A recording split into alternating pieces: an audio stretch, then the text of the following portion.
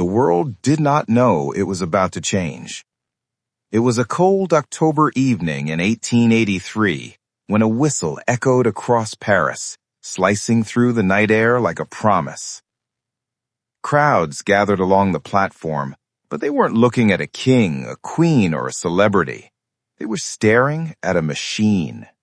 A train that looked too elegant, too polished, too mysterious to be real. Gas lamps glowed against freshly varnished teakwood. Brass fittings gleamed like royal jewelry. Velvet curtains rested behind windows that seemed to hide secrets from another world. And inside those luxurious cars sat a mix of aristocrats, diplomats, spies, tycoons, princes, and dreamers, each unaware that they were about to embark on a journey that would rewrite the very meaning of travel. They called it the Orient Express, but it would soon earn another name, the billion-dollar train. Not because it cost $1 billion, but because the wealth of the world seemed to move through it. For some, it was a miracle of engineering. For others, a stage built for love, espionage, greed, betrayal, and destiny. And for the rest, it was simply magic. But the magic began long before the wheels touched the rails. It began with a man who refused to accept impossible as an answer. A man named Georges Nagelmakers, who dreamed not of building a train, but of creating a world that existed only between departure and arrival. A world where borders blurred, where cultures met, where luxury traveled faster than politics, and where every corridor whispered a secret. Most people in the late 19th century saw trains as noisy, dirty, inconvenient machines. But Nagelmakers saw something else. A palace that could move, a hotel that could glide, a kingdom without land. His vision was simple. Take Europe, the entire continent, busy, divided, complicated, and connect it through a single ribbon of steel. A ribbon that would stretch from the heart of Paris to the mysteries of Constantinople. A ribbon that would carry people not just across geography, but across time. And on that first night in 1883, as steam hissed and engines roared to life, the crowd understood. The Orient Express wasn't just a train. It was a revolution. Inside, crystal chandeliers shimmered softly, Persian carpets cushioned every step, mahogany walls shone with deep warmth. The dining car was a theater of perfection, French chefs preparing meals finer than what many royal courts could offer. Fine wine flowed like poetry. Silver cutlery gleamed with elegance. Every plate, every cup, every folded napkin seemed handcrafted for a king. Passengers didn't simply sit. They experienced. Imagine sliding into a leather armchair as the city fades into a blur of lights. Imagine the gentle rhythm of the tracks blending with classical music. Imagine attendants in crisp uniforms folding your blanket, adjusting your lamp, whispering, "Good evening, monsieur, madame, your cabin is ready." This was not travel. This was a dream. And yet, beneath the velvet and candles, beneath the laughter and champagne, there was something else, something the public didn't see. The Orient Express quickly became the safest place to trade secrets. Because when you gathered diplomats, politicians, businessmen, spies, adventurers, and wealthy wanderers inside a small moving palace, whispers become currency. Deals are struck between sips of wine. Lives change between stations, and sometimes someone disappears before the next stop. Many passengers boarded the train not to travel, but to escape. Some carried faked names. Some carried priceless diamonds. Some carried intelligence documents. Some carried their pasts. And some carried guns. It wasn't long before newspapers began calling it The train where anything can happen. And they were right. The train's route cut across nations filled with tension, war, diplomacy, and shifting power. In the shadows of its narrow corridors, entire governments were influenced. Treaties were discussed in quiet dining booths. Smugglers transported gold up their sleeves. Detectives watched suspects over breakfast. And lovers met in cabins where the world outside could not reach them. But the train's glamour didn't die with time. It evolved. By the 1920s, during the roaring jazz age, the Orient Express became a fashion runway on wheels. Women in shimmering gowns, men in tuxedos, musicians, aristocrats, silent film stars, all gathered in the dining car under dim gold lights. Cigarette smoke curled through the air like floating silk. Piano notes drifted between clinking glasses. And outside, Europe passed by in shades of moonlight and snow. This was the golden era of luxury travel, and the Orient Express stood at the throne. But as its fame grew, so did its myths. The train survived wars, thefts, political revolutions, and even sabotage attempts. It carried kings fleeing their collapsing empires. It carried soldiers returning from battles that reshaped nations. It carried spies during the Cold War.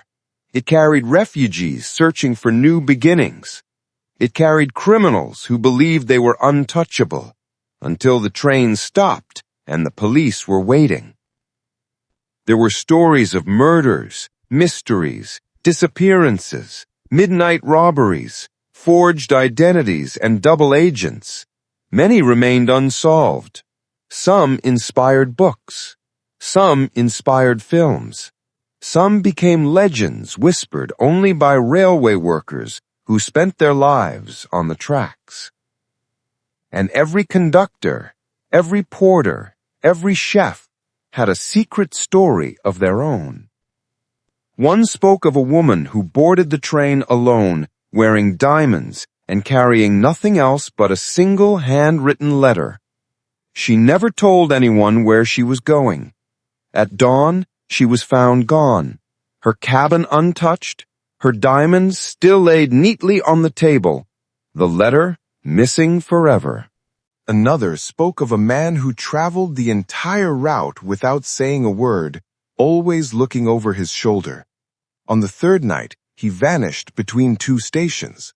His suitcase remained locked. It has never been opened. Yet another story told of a diplomat who carried a briefcase handcuffed to his wrist. He never let it out of his sight. He never slept. But at the final stop, the briefcase was found in an empty cabin, the man nowhere. But perhaps the greatest mystery wasn't a person, it was the train itself. Because every time the Orient Express returned to Paris, it seemed different, as if it had absorbed the emotions of everyone who journeyed within it. It carried heartbreaks, reunions, confessions, secrets, promises, betrayals, hopes, and dreams, all locked behind the polished wooden panels. Then came World War II, a period when the world paused, but the train didn't. Instead, it became a battlefield on wheels. Some nights, Nazi officers used the train. Other nights, resistance fighters hid in its shadows. Maps were smuggled inside bread loaves. Messages were etched beneath dining tables. Passengers became informants without knowing, and the train's luxurious walls witnessed conversations that could have changed the outcomes of battles. Despite everything, despite the bombs and borders and chaos, the Orient Express survived, and when peace returned, it carried families reunited by tears. It carried memories of loss. It carried a continent rebuilding itself. But the modern world arrived. Planes became cheaper. Cars became faster. People wanted speed, not stories. Efficiency, not romance. And slowly, the once mighty Orient Express faded. Carriages were abandoned in rusty yards. Some were sold, some forgotten. The train that once carried kings now sat silent beneath falling leaves. But legends don't die. They wait. And the world waited too, for the return of glamour, of design, of mystery, of elegance that felt human, not digital. And then it happened. Luxury tourism revived the train. Designers restored every cabin, polishing every brass fixture, reweaving every carpet, repainting every crest. The craftsmanship returned. The romance returned. The magic returned. Today, a ticket on the Orient Express costs more than some people earn in a year. Celebrities book it months in advance. Billionaires rent entire cars. Weddings, proposals, anniversaries, all celebrated inside those velvet-lined walls. The food is still world-class.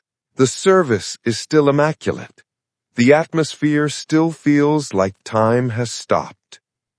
It's still the train where strangers become friends, where stories unfold in silence, where landscapes drift by like paintings, and where the world outside feels small and distant. The Orient Express is no longer just a train. It is an experience, a memory, a moving museum of humanity, a billion-dollar symbol of craftsmanship that refuses to fade.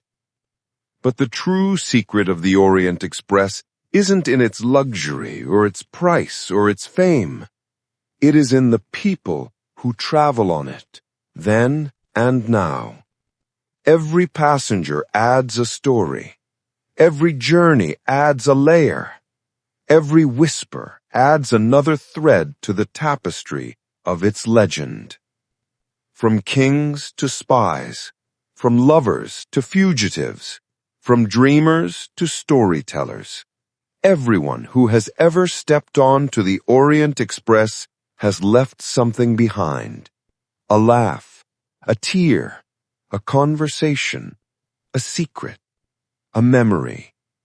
And that is why, after more than a century, it remains the most iconic train the world has ever known. Because long before luxury became an industry, long before travel became routine, long before the modern world replaced romance with speed, this train showed humanity one simple truth. Travel is not about reaching a destination. It's about discovering the story in between.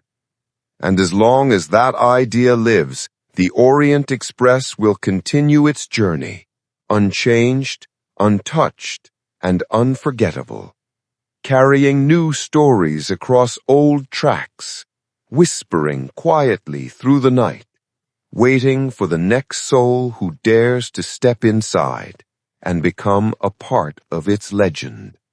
Because legends don't stop, they simply move forward, carried by steel wheels, through time, through history, through hearts, just like the Orient Express.